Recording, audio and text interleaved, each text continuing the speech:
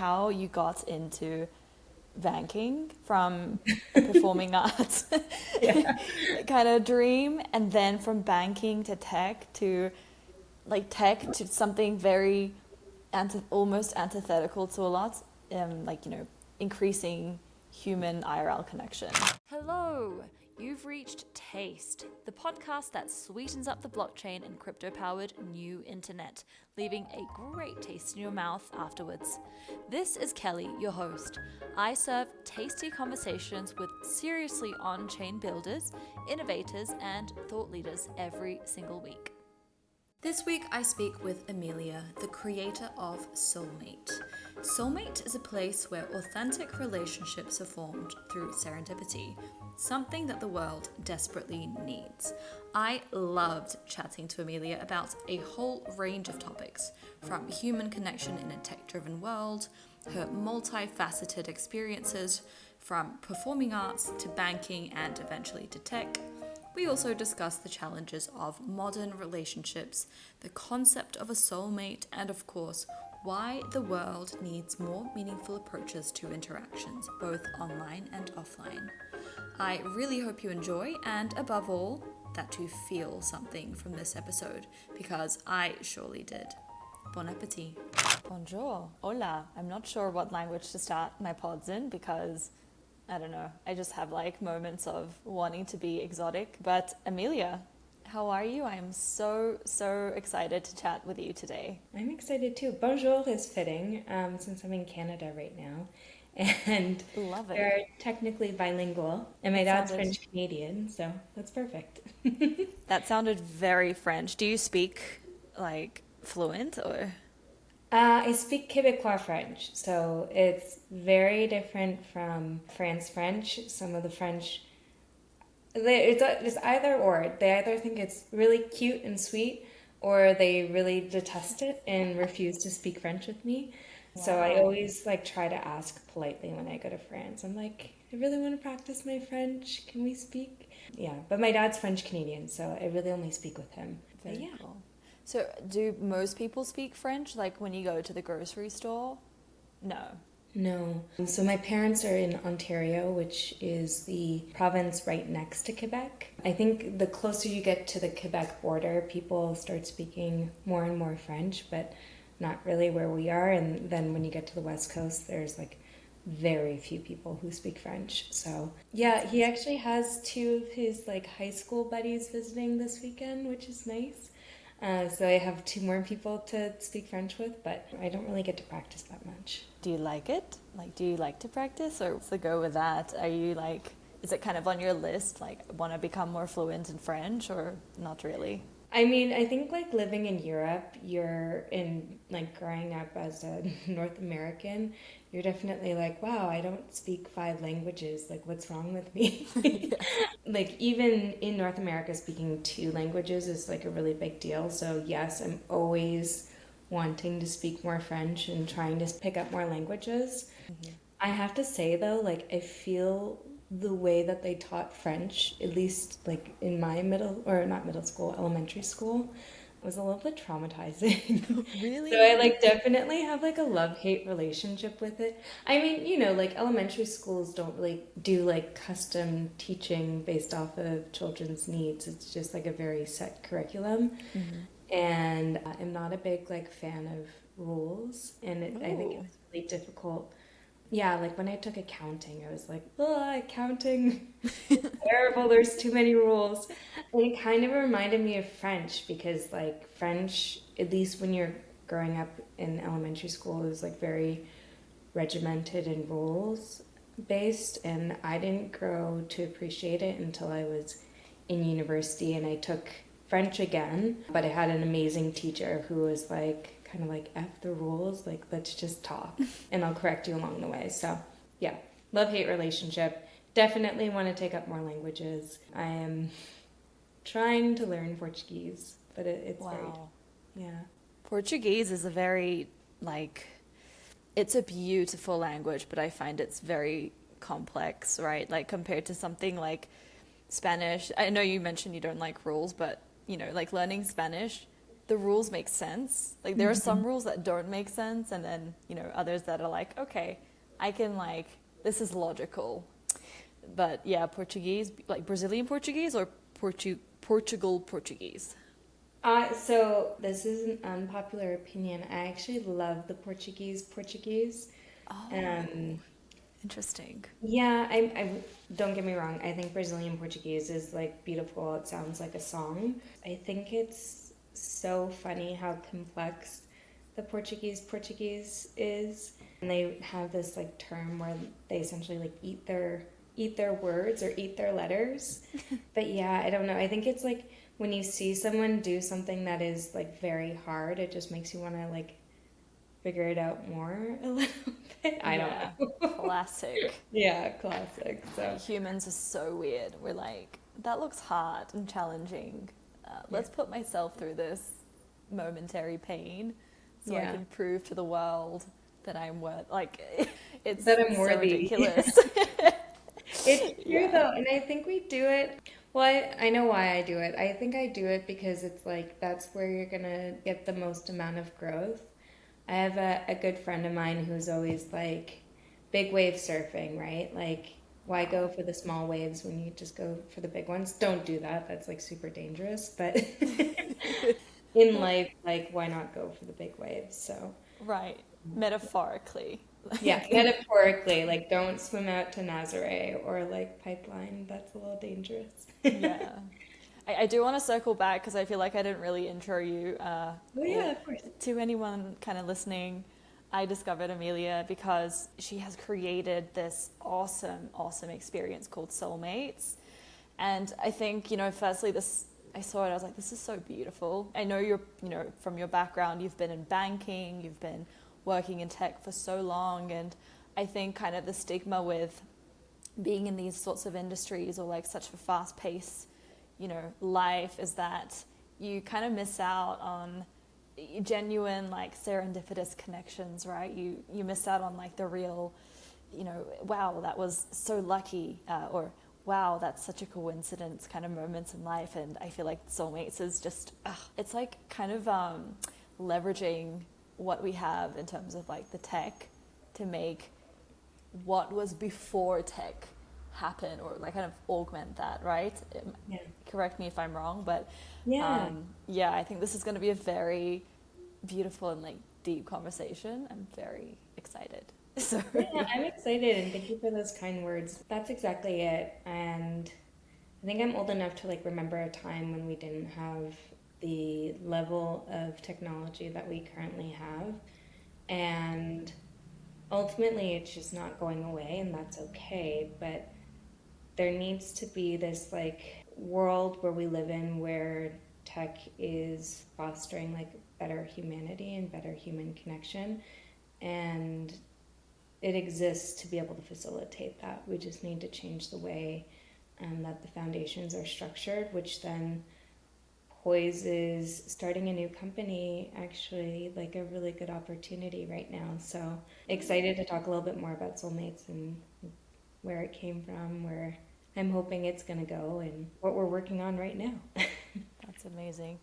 Before we get into Soulmates, I think every company's story has to kind of be prefaced by the, you know, the person who started it. So I am curious about you, and I love to start these sorts of like who is Amelia sections with something that not many people actually know about you from just looking at your, I don't know, like internet persona. What's one thing that will make people be like, ooh, cool? Yeah, I mean, it's funny. I feel like we have so many different internet personas. Like, there's different versions of Amelia online. Ooh. Well, my upbringing, I grew up outside of Toronto, Canada. French Canadian father, American mother. Painfully shy as a child. Like, so quiet, and really enjoyed spending time by myself. And I think that was really challenging because both my parents were incredibly extroverted and my younger brother were very extroverted. So I think while I am like I gain other energy from being around other people, I'm quite shy and I've always been very shy. And I always wanted to be actress and music theater performer when I was a kid. Like my favorite activity was playing make believe. And so I actually went to performing arts school, and until I was probably 18, I thought I was going to be on Broadway singing. And then in addition to that, I also did competitive snowboarding. So it's just sort of like two very different things. My family is either incredibly athletic, or I don't know if you could see it right now, but there's like skis in this room. See, Oh yeah, yeah, you do. in the Okay. mirror. Yeah, yeah. I'm like, there's skis in here somewhere. So our family was like super athletic and competitive when it came to like winter sports. But then we also had this environment where we can express ourselves and be like fairly creative, which I'm super grateful to have come from there, because it wasn't always about school. It was always about like life experiences, right? And so I hope my parents don't hear this, but they were definitely more incentivized to like bring us on ski trips or go on little adventures and whatnot than like making sure that we were in school all the time. So yeah, that's a little bit about me and where I came from, and I don't think a lot of people know about that. That's awesome. What's your favorite Broadway show, just out of curiosity? Oh, this is so basic, but I love Wicked. I think it was like I one love. of my early shows that I went to with my mom. And actually, I think it came out, like, I saw the original cast, which was really cool. I've been, like, privileged to be able to see them sing on stage. And it was the first time that I was like, this is really something that's exciting and special, and it made me cry, obviously, as like a very young child. And yeah, it's just been like incredibly nostalgic. I'm so excited for the movie to come out. I think it's coming out in November. So yeah, I cried during the trailer this year. No way. Yeah. Do you have a favorite musical? Oh, I I grew up in, well, yeah, my auntie who raised me, she was like she was a violist, violinist. So Mhm. growing up, I was just always watching, like, well, not forcing, but like, the DVDs that she would buy me were musicals. I don't have a favorite. Actually, the one that made me cry the most was Miss Saigon. Yeah. I, like, that was the first time I was bawling my eyes out in a public, like, theater situation. Yeah. I was like, wow. And I think it's because like we share this like same kind of it was the first time I was seeing like an Asian kind of protagonist, female Mhm. protagonist. And I have nothing in common with her, but I felt like I did at that time. She was Yeah. so good. She was like Yeah. so good. But yeah, no, I love so many musicals, like Lion King, Cats, yeah, Wicked, Les Miserables. I'm Yeah. a big fan. I love it. I love people who love musicals, like more Well, I than think, concerts.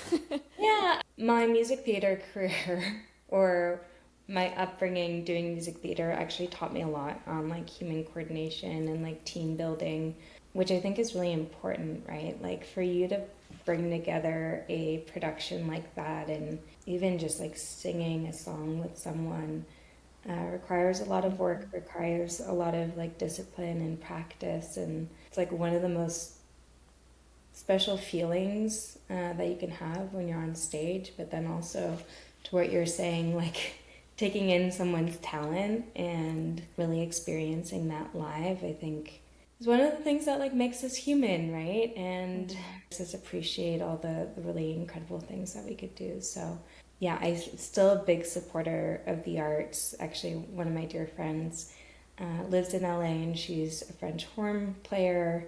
My sister is a ballerina. Oh. Yeah, so it's still like very much part of my life, and I don't know, that's an industry that we need to like support a lot more than I think we have been. But Yeah. Two questions. This is a quick one. Do you yes, see yourself as more like an elphaba or glinda? that's a great question. Is it elphaba or alphaba? I've always said, Alphabet. yeah. Alphabet. I think alphabet actually, and I think it kind of goes back to like the rules piece, which is like, well, there's two pieces. Like I think there's a lot of us in this world who have had moments where we feel like we're misunderstood, or like their perception of us on the outside did not necessarily reflect who we are on the inside. And what's so beautiful about Wicked is like it obviously takes the original story of Wizard of Oz and then looks at it from the perspective of the Wicked Witch. And we see that the Wicked Witch is a person as well. And just because they look like a certain way on the outside does not necessarily mean who they are. I love the like rebellion against the status quo of how we think we're supposed to do things because certain people of authority tell us to do something without having like our own opinion. So I love that. I love Linda though too. Like I think that's such an incredible character and so much fun and innocence that plays into it. But I always go for like the more moody character, I guess. The drama. The drama, yeah, and I don't want to say the more complex because I think they're both complex in their own right. Like Glinda has her own things going on, so but yeah, that's who I would go for. What about you? I like that.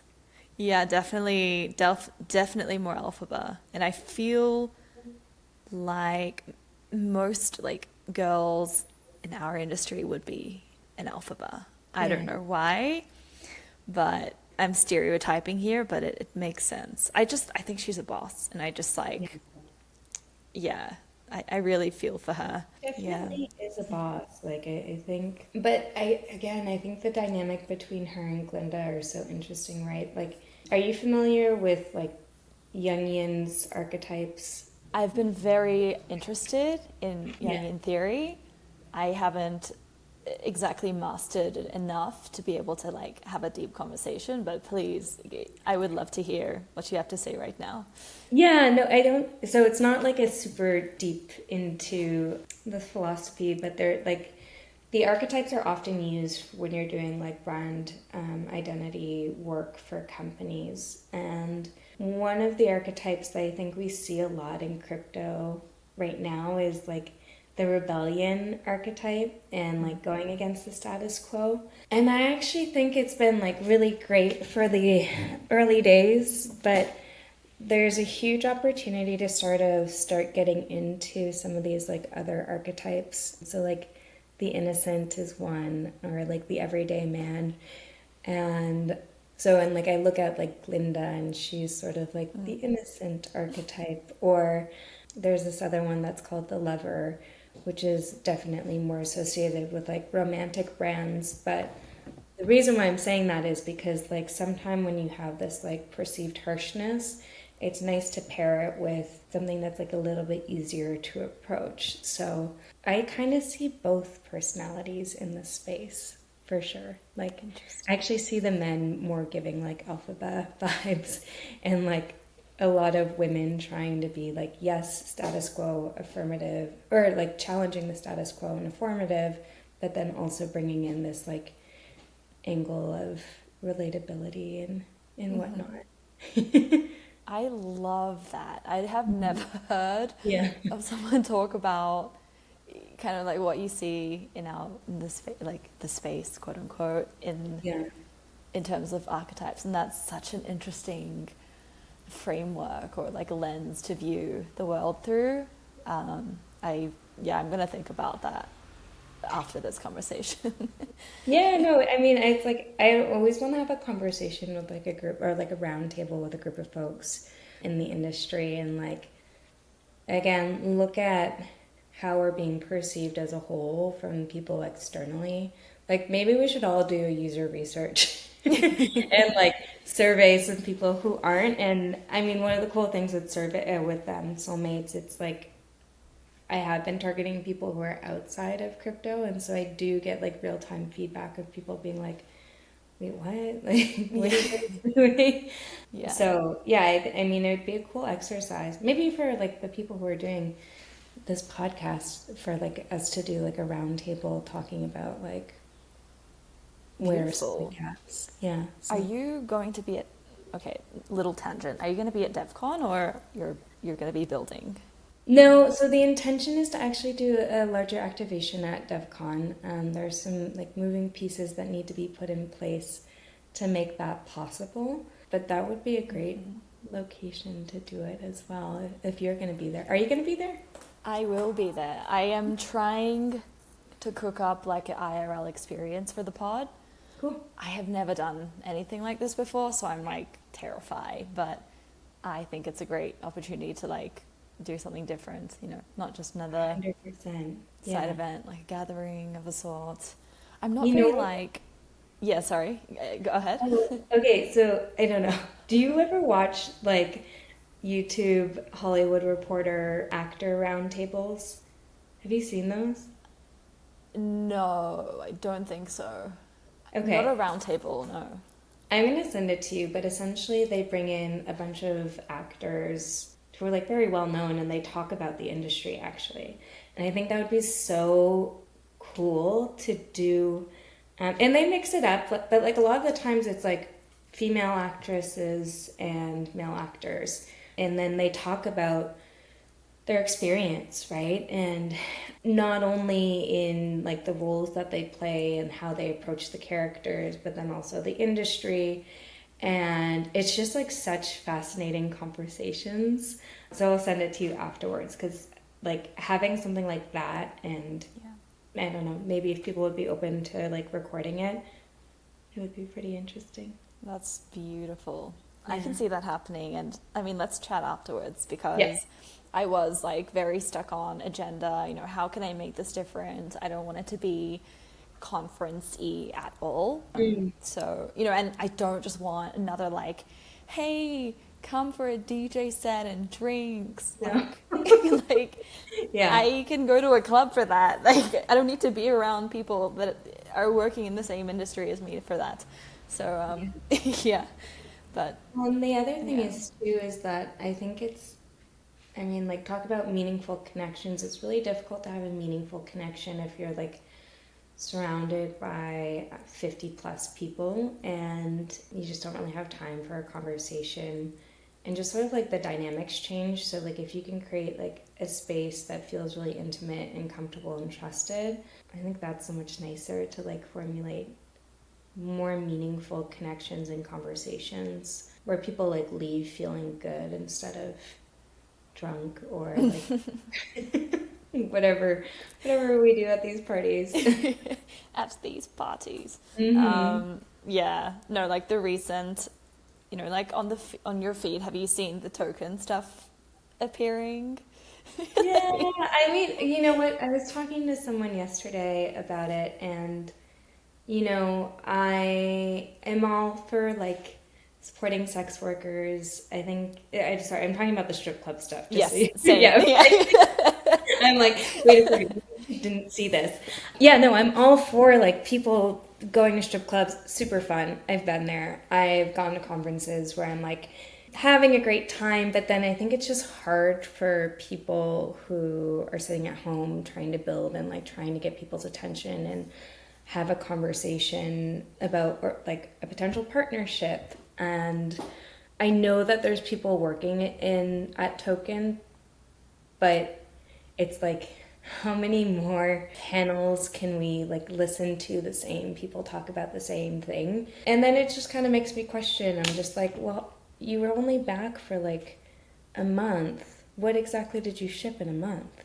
Yeah. And what new happenings do you have happening since that month for me to be like interested in listening to you speak? And it's unfortunate because like I've had so much fun working on Soulmates NYC, but at the same time, when I'm trying to like connect with people who are in Singapore right now, like everyone's offline. Mm-hmm. So it's just kind of hard, and then it makes you feel bad because then you wonder, I'm like, well, should I have gone to Singapore? And then, no, that wouldn't have been the right thing because it's not my target audience. It's not really like going to be beneficial for me, especially where we're at with Soulmates right now. So yeah, I don't know. The whole conference circuit, I think, needs to be rethought with a little bit more intentionality. But I'm curious to hear your thoughts. 100%. No, Yeah. I took a big conference cleanse this year.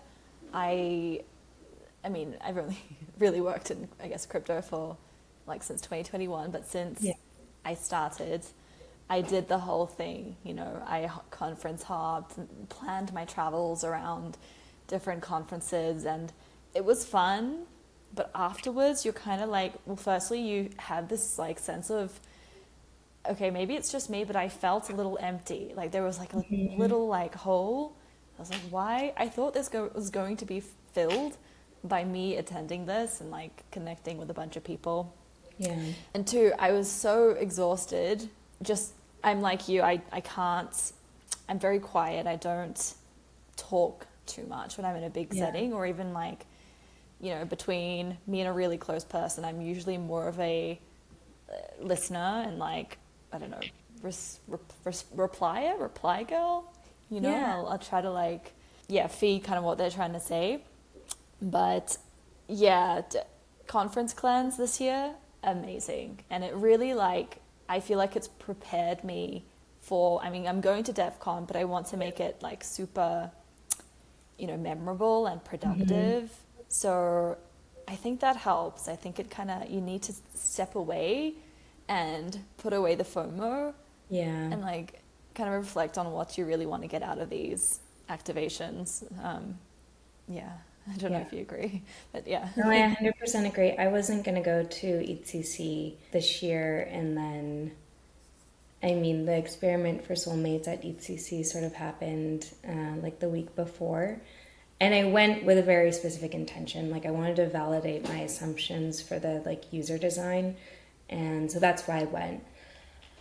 I went to some of the parties, but like in terms of actually seeing the conference, like I saw very little of it. But my cup felt very full because obviously I was doing something that I'm very, very driven to like make successful. But then also I was able to connect with the people who are participating in such a different way. And I left ETC and I'm like, just conferences need to be restructured. And I think I actually tweeted about it. Like there's just so many different creative ways that we can go about facilitating better conversations, more meaningful connections. And that is an industry that like hasn't really been evolved for, I don't know how many years conferences have been around, but like they haven't really changed.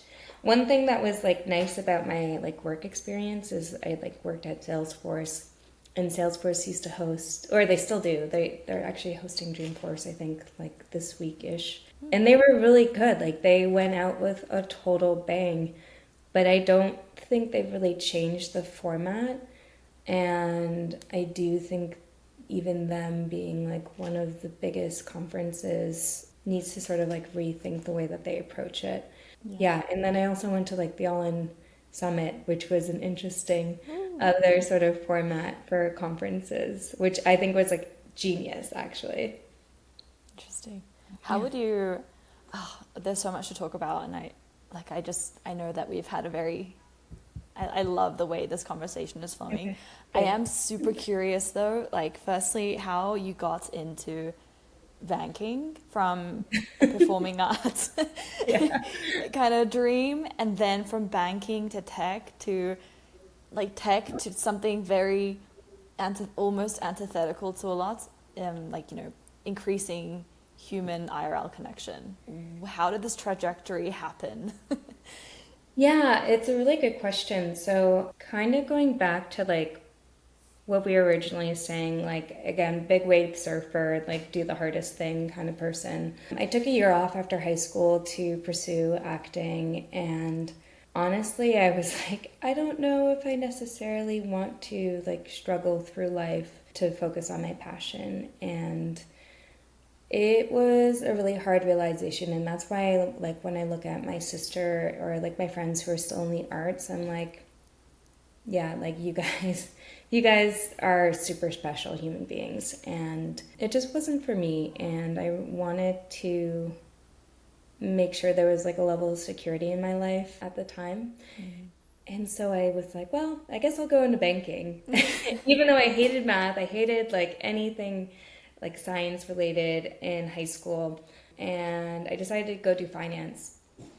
And I actually fell in love with finance. I don't know why, but just really enjoyed it. Like most business schools, my school had encouraged us to go work at a bank or a Big Four consulting firm. I got a rotational program right out of university at a large Canadian bank called Scotiabank. And Scotiabank was actually the first place I learned about blockchain. And Oh, wow. yeah, it was really weird. While I was doing my rotations, I got pulled into doing this like digital lab program. And it was super fun. We like had workshops where we'd think about how the world would change in 10 years from now, because a lot changes in 10 years. And the person who was running the group, and I think it was like Digital Innovation Lab, actually talked a lot about blockchain.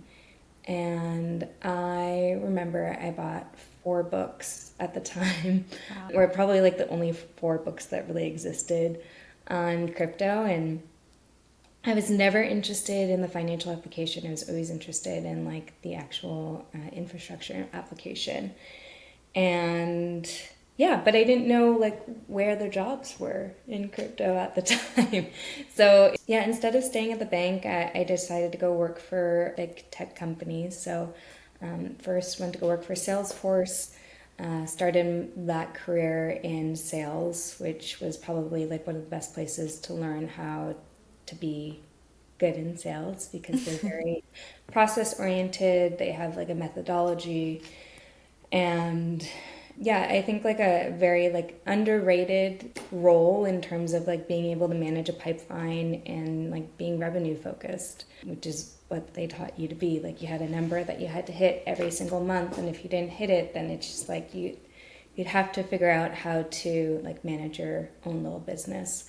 From there, I really missed like the storytelling aspect of music theater. So I went into solutions product marketing for the financial services vertical. At that time, I was living in New York City and then moved over to San Francisco. Then I worked for another big tech company called Snowflake and helped them build their financial services vertical at that time, which was super fun. And then finally, Coinbase approached me with like a brand new role to help the institutional sales team. So yeah, I don't know. I don't think any of our journeys really make sense.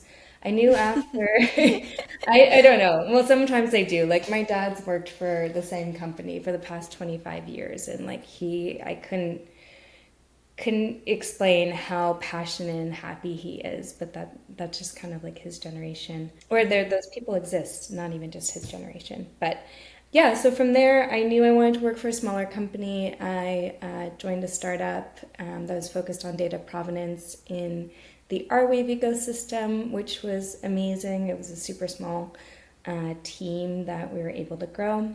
And then I wanted to start my own thing. I had no idea what I wanted to start. I knew I had this like by mistake background in data, in finance, and then I also had like my true love, which was music theater and the arts, and started working for a venture capital studio, founder in residence program. And then through that, like within the first couple of months, I'm like, what are the things that I really struggle with?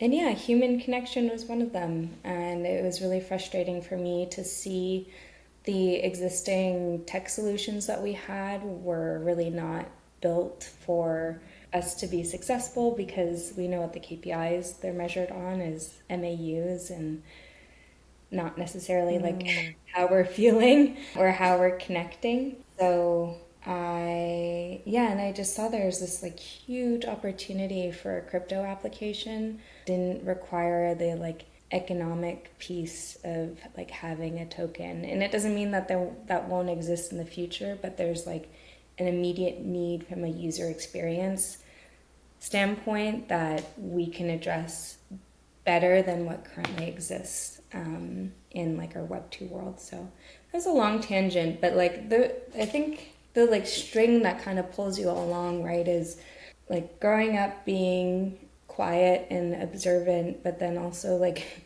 deeply emotional and wanting to connect with our own emotions and like other people's emotions. That never went away. That's never like, it's always been a part of who I am. It's just I went into sort of this like opposite side of the world, which was like more business oriented. And don't get me wrong, there are some parts of it where I was like, oh, I don't know if I like this world. It's good to have more people who don't really fit into the convention of like ultra rational or ultra like logical. Yeah. Because again, like humans aren't rational at the end of the day. Like our decision making process truly doesn't make sense sometimes. Yeah. And so it's important to like be connected with that. So sorry, that was a very long tangent. No, that was, I think probably in reality, your trajectory is a lot more complicated, complex, but I think it makes complete sense. I love that you mentioned like you were in like a very, performing arts is you have to be very like emotionally attuned, be able to kind of, especially when you like take on a new role, envision yourself as this person, like what kind of experience is this person like going through, it's very tumultuous. And I feel like a lot of artists, they're so gifted with this talent to feel so much, but at the same time, it's like too much of anything is not, I wouldn't say bad, but it's definitely destabilizing. And I feel like from your, where you are in life, I feel like it's a very balanced view, right, of emotions versus like rationality. Where can I exercise more emotions in a certain part of my life, and then where can I implement more processes?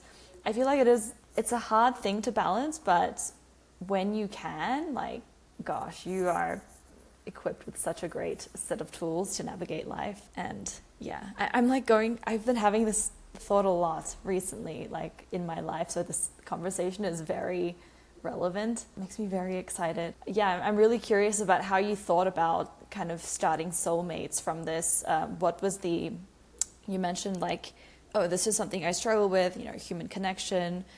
If you think about like the incentives behind dating apps, you're absolutely right. They're not aligned to helping people find love. They're aligned to helping people swipe more and being like, oh, there's always someone better, something else.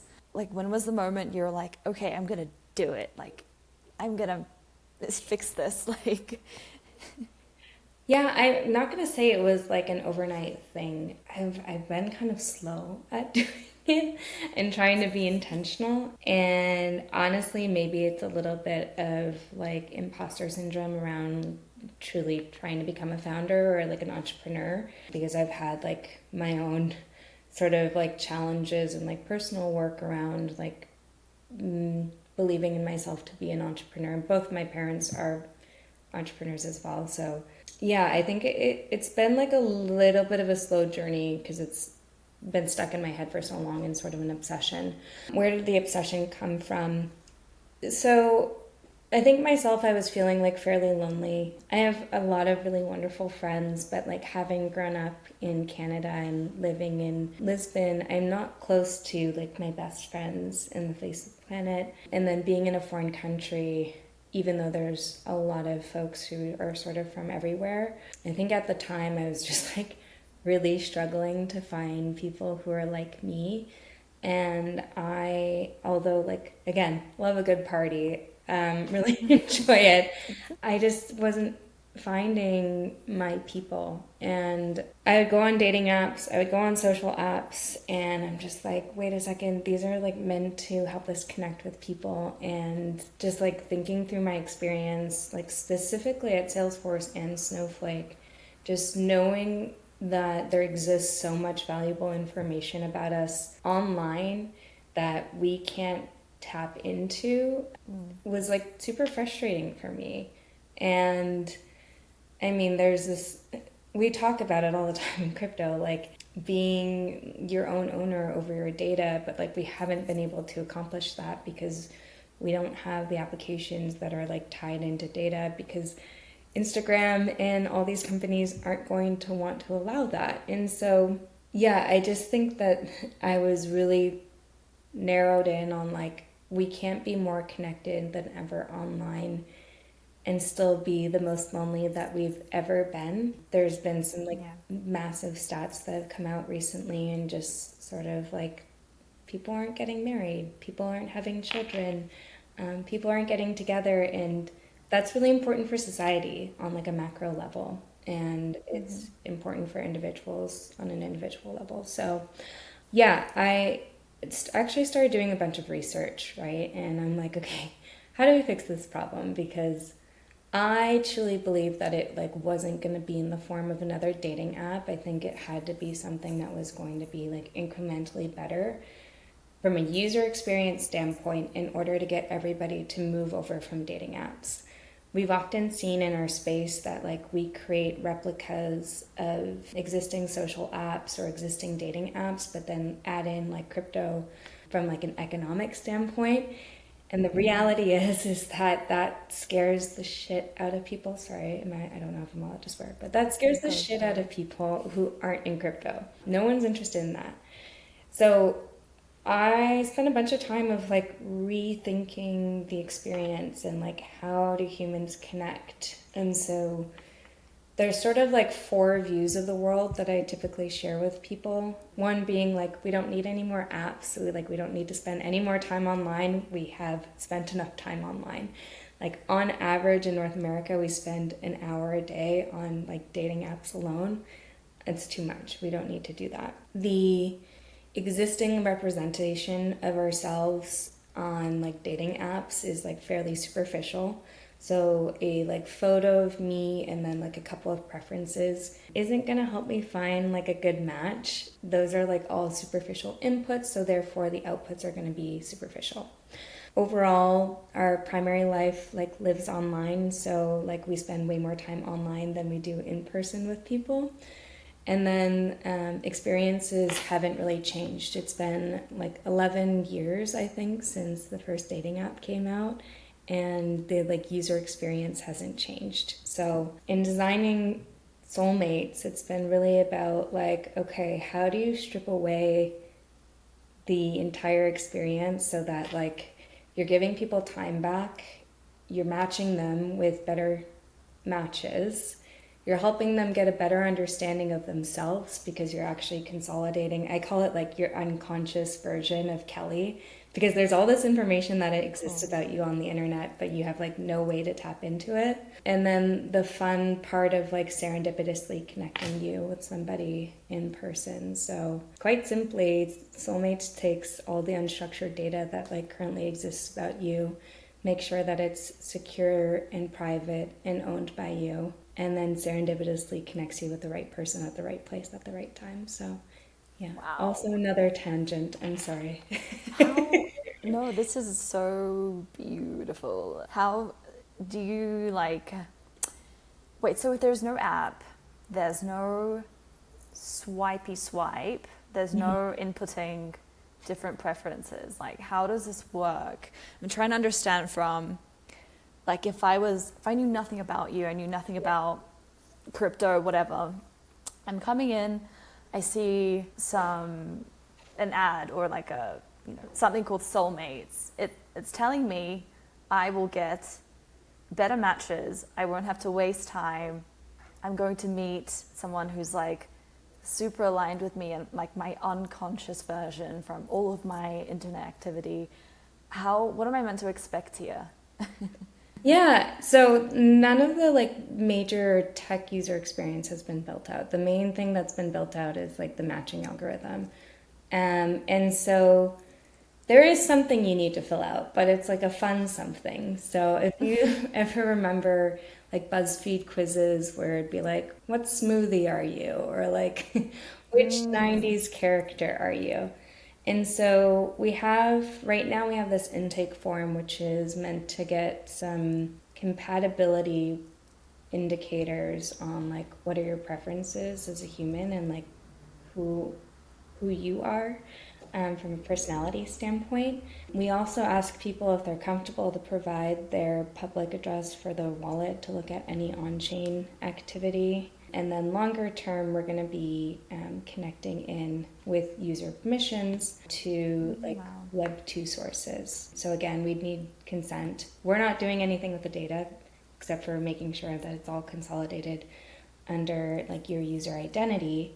And so you have this like, I call it the psychographic version of Kelly. So It's like a visual representation of like all the things that you may or may not know about what your preference is, or like valuable inputs of who you are. One of the things that is like really important to understand for like relationships, as an example, is like, what is someone's giving and receiving love language, and like how are they ranked?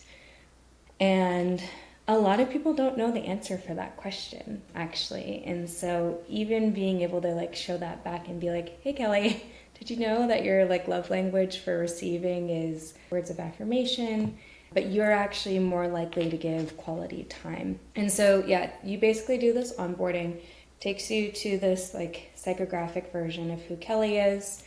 And then you get notifications on your phone, not via an app, that says like, hey Kelly, you have a match that's nearby you.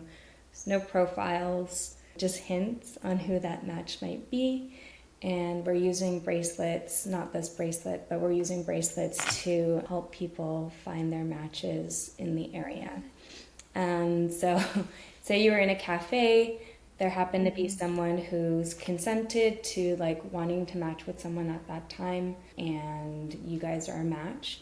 It will send a notification and be like, your match is like in the vicinity, and we'll say like, are you open to meeting them? And you could say yes, and then it'll give you a clue on who that match might be, and then you'll have to like look around. So that is like the long-term experience, or that's the long-term, or not long-term, I guess that's like what we plan to do on the technical side. And a lot of the like assumptions in that design were actually tested out at ETCC. So no fancy bracelets or anything. It was like really a friend of mine who bracelets like overnight. She basically stayed up all night making bracelets.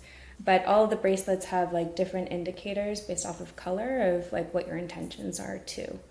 So say that you got notified that you have a match, you can see whether or not that person has the same color bracelet based off of like what your intentions are. So you can be interested in making new friends, finding a romantic partner that's more serious, or like a hookup or like a network, and the different colors will indicate that.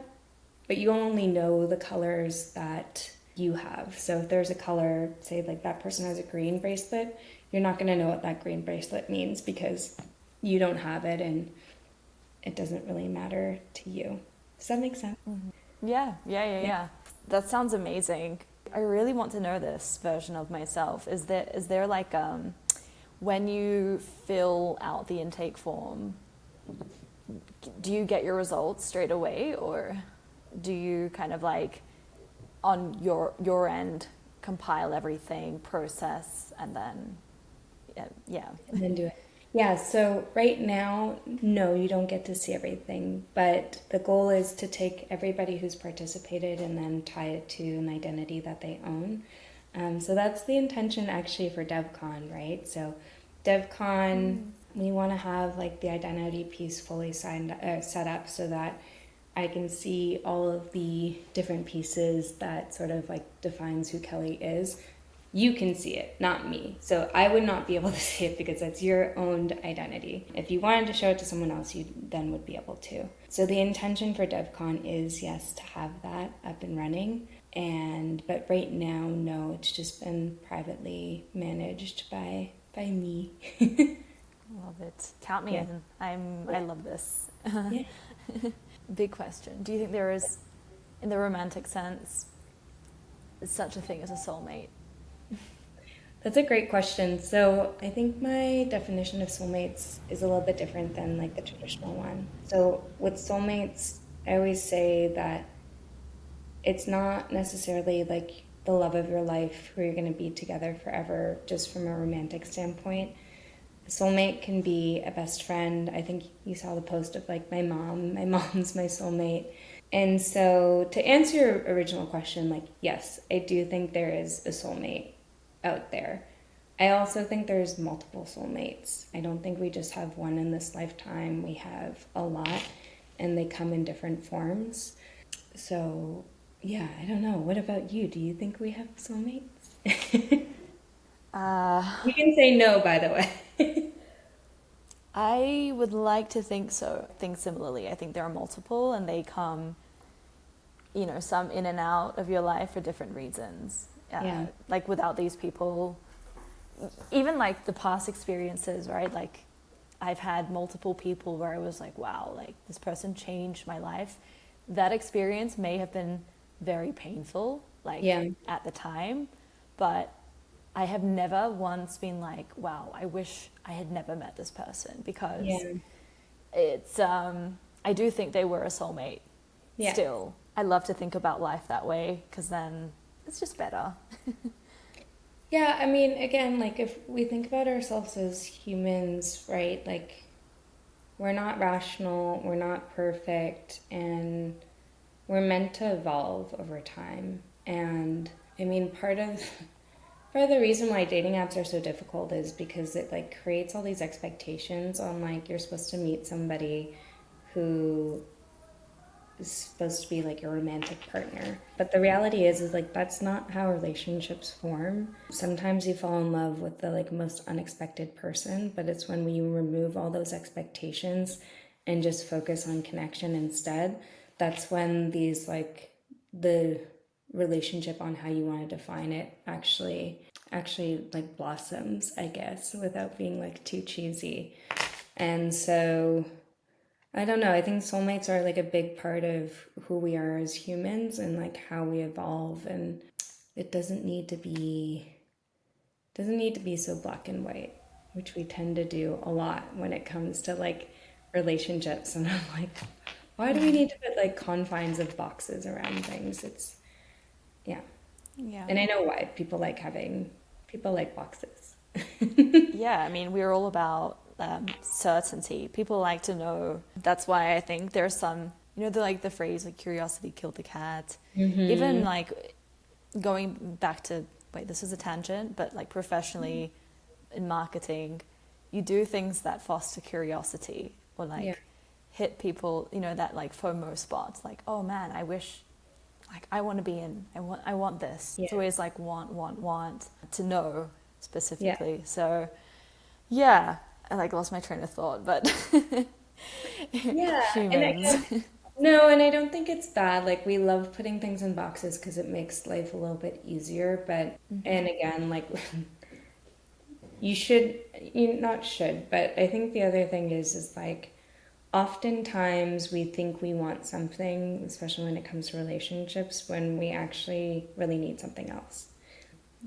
And that's why like the self-discovery piece is so important, right? Like I hate when people say this, but like you need to love yourself before you could love someone else. It's not before. You need to learn how to continuously love yourself while you love others, right? And so we're so contextual as humans, like we should have something that represents how we're changing over time, because our preferences change over time. And that's like really what I'm trying to focus on Soulmates, is that like I'm not trying to make you fill out a profile once and then like never look at it again. I want it to be like an evolution of how Kelly has changed over time, and we're matching her with people who fit into what she needs at that time, which could be different throughout life. Your take on like how people should find connections is so nice. Like I use the word beautiful a lot, but really like sometimes I hear things and I'm so overwhelmed. I wish I could show you like, because I really feel everything that you're saying, and I'm really I'm super excited to see how your Soulmates I guess chapters in New York and DevCon and beyond pan out. Would love to be a part.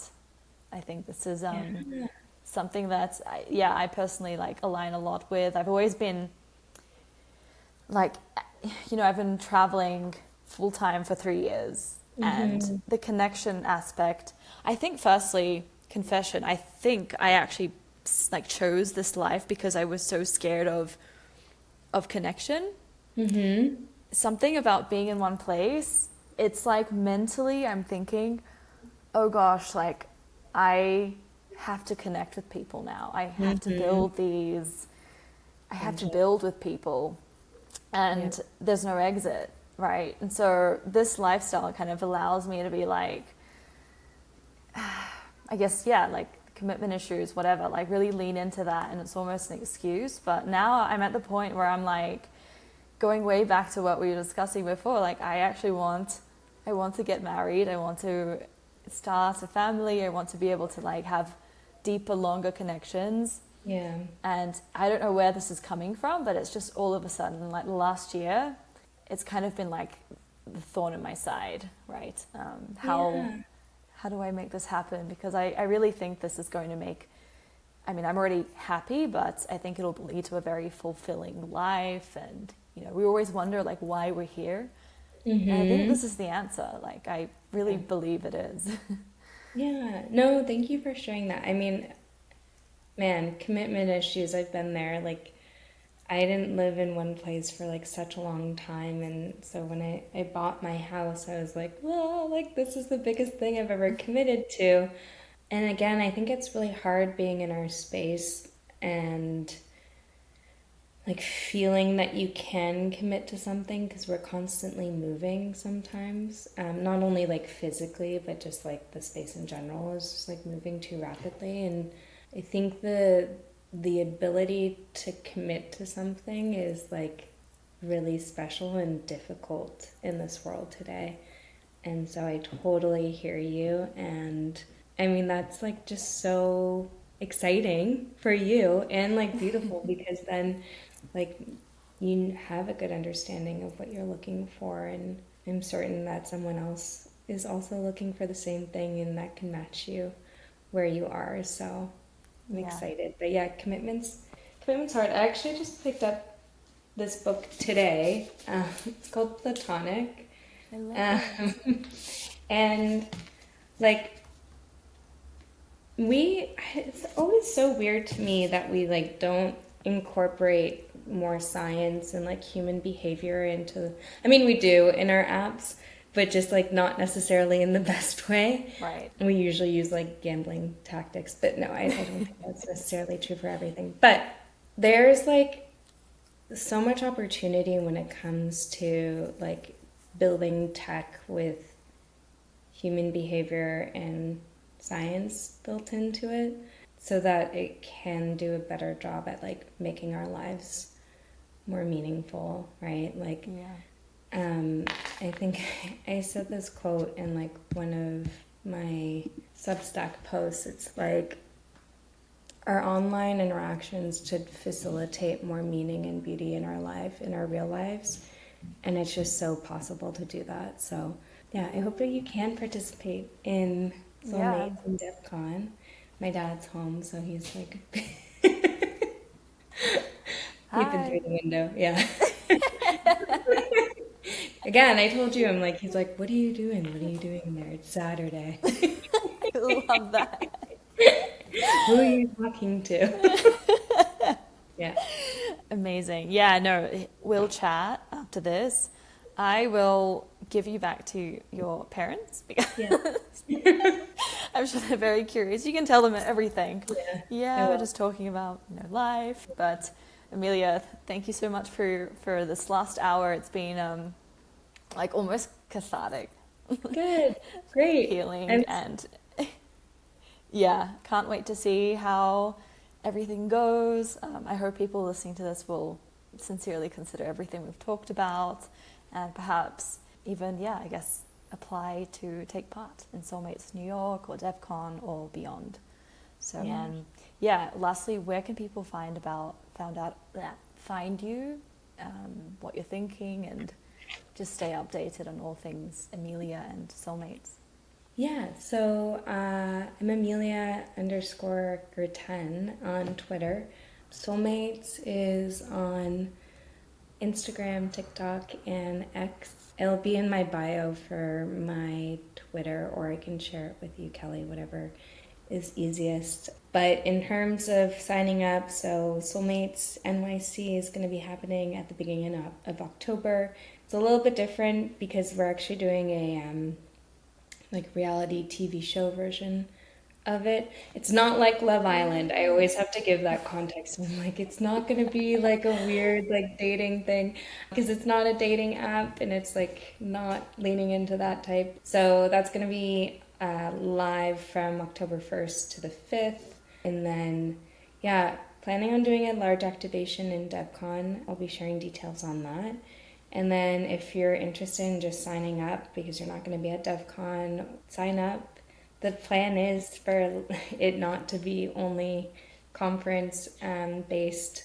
Ideally, we're going to be doing, I call them activations because it's not an event. It's like just exist and your soulmate will find you. So hopefully in future coming months, we're going to be able to do a little bit more of that outside of the conference realm. But thank you so much for having me on this. This has been just as cathartic for me as it's been for you, I'm sure. So yeah, excited. And I hope we get to do our like actors roundtable, yes, Hollywood Reporter style thing, but for crypto at DevCon. Yes, send me the video and yeah, let's definitely chat. Yeah, sweet. Amelia. Thank you. Chat soon and thank you. Okay. Bye, Kelly.